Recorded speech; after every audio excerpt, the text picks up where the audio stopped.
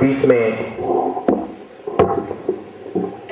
ये आपको की ओर से हार्दिक स्वागत करता हूं।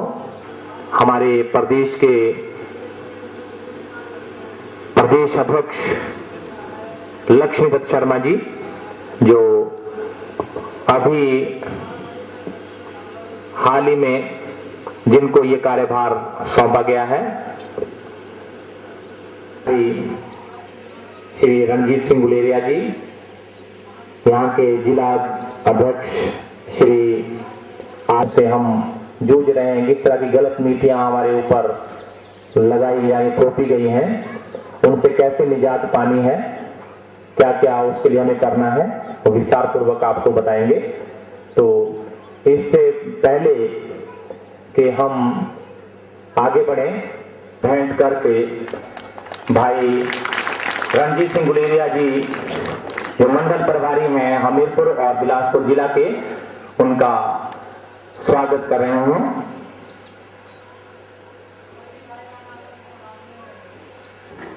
आएंगे जो सम्मानित करेंगे, जो कि यहाँ के जिला संगठन सचिव है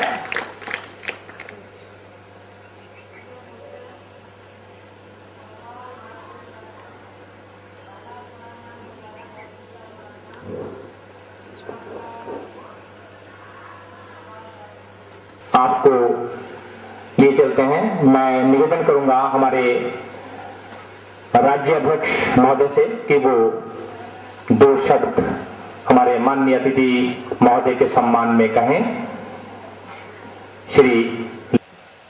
श्रीमान राजीव दीक्षित जी, जिनको हम दूरदर्शन पर पिछले 2 सालों से लगातार सुनते आ रहे हैं और जिनसे ओजस्वी विचार हमने प्राप्त किए, और इन्हीं विचारों के कारण हम भारत स्वाभिमान की ओर प्रवृत्त हुए।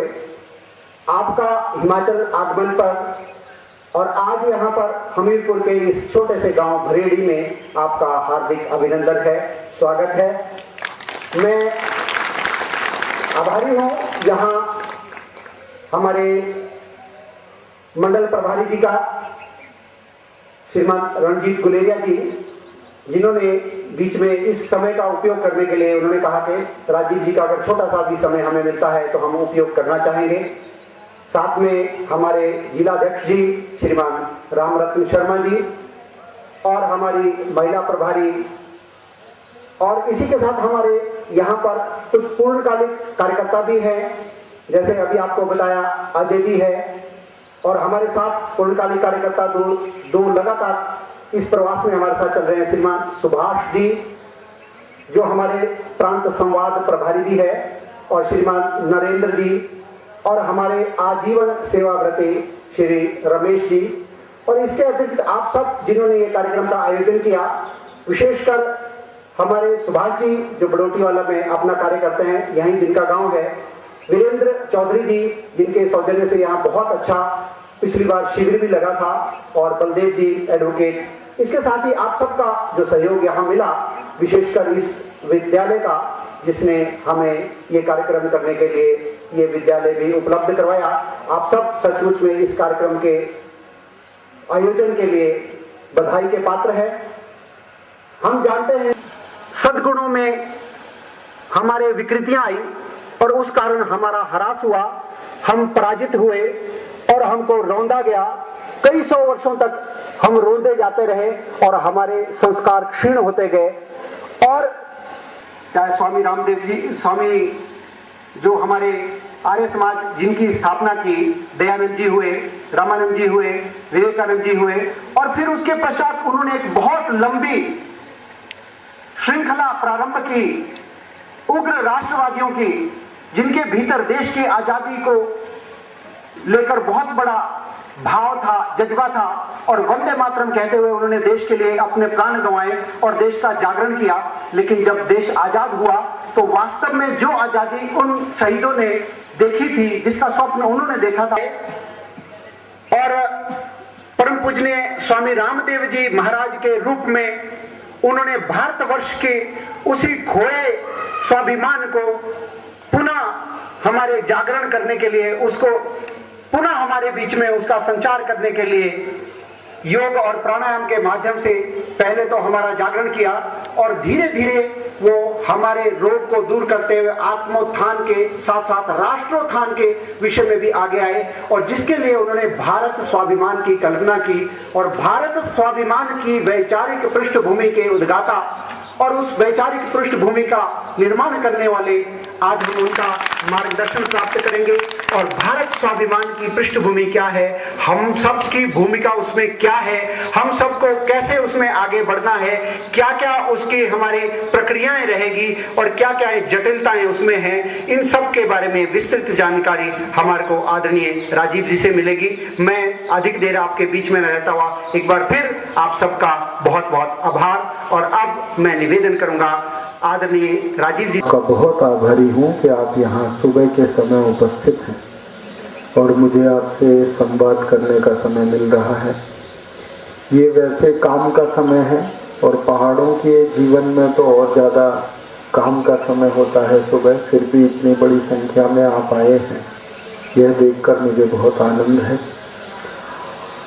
मैं आपसे भारत स्वाभिमान के विषय में बात करने आया हूँ। मेरी बात शुरू करने के पहले मैं आभार व्यक्त करना चाहता हूँ भाई श्री लक्ष्मी दत्त जी का जो हमारे राज्य प्रभारी हैं, भाई श्री गुलेरिया जी का जो मंडल प्रभारी हैं, भाई श्री शर्मा जी का जो जिला प्रभारी हैं, बहन सरोज जी का जो हमारी महिला प्रभारी हैं, भाई सुभाष जी का जिनके प्रयासों से मैं आपके बीच आ सका, इन सब का आभार व्यक्त करता हूँ जिन्होंने ये सब मिलकर व्यवस्था की है और मुझे आपसे बात करने का मौका मिला है।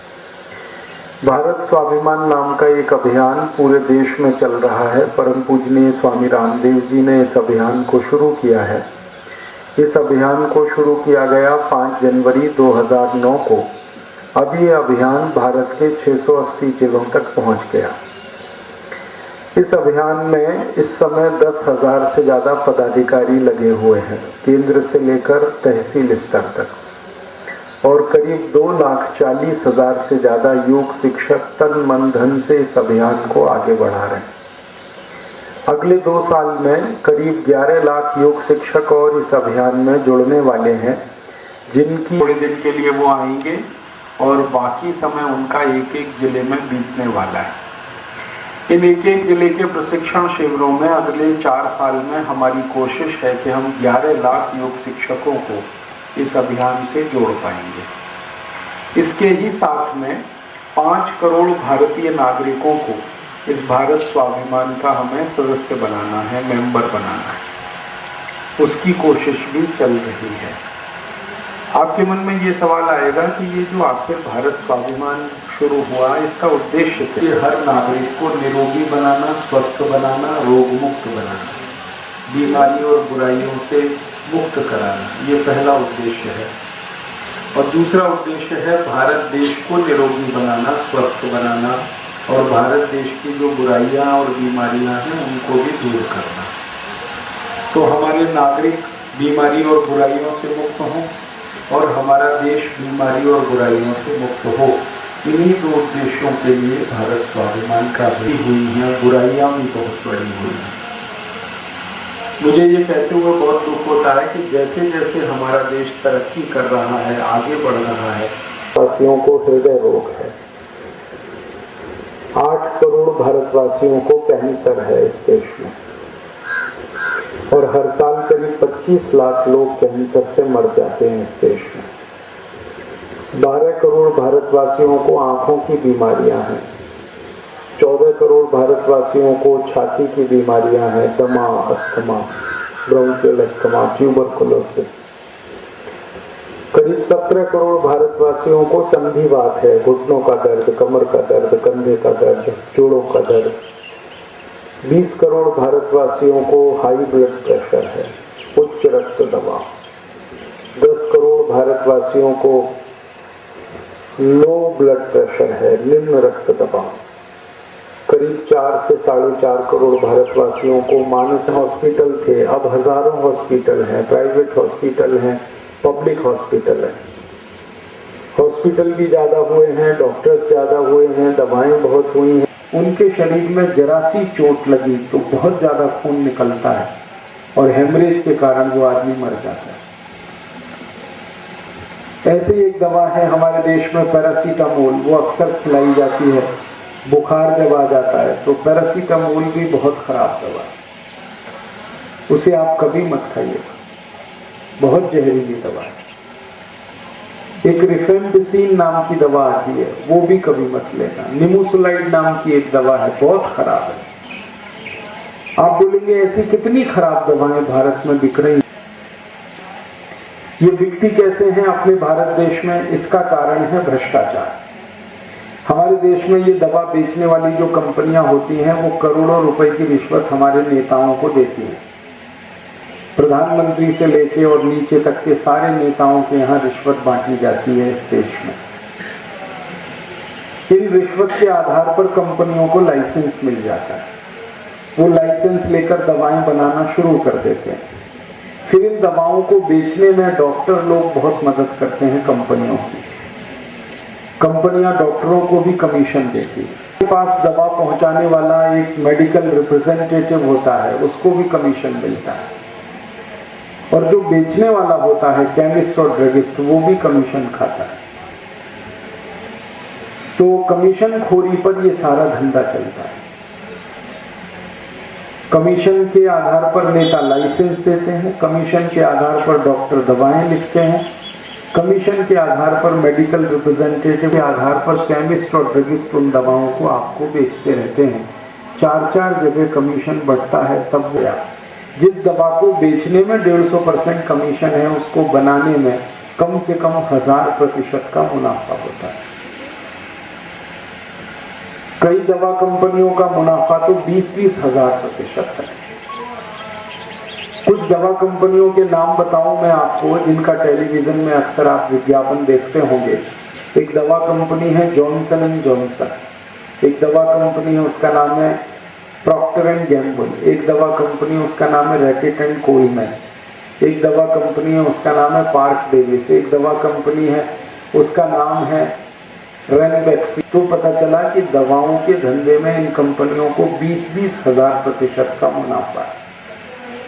20-20 हजार%।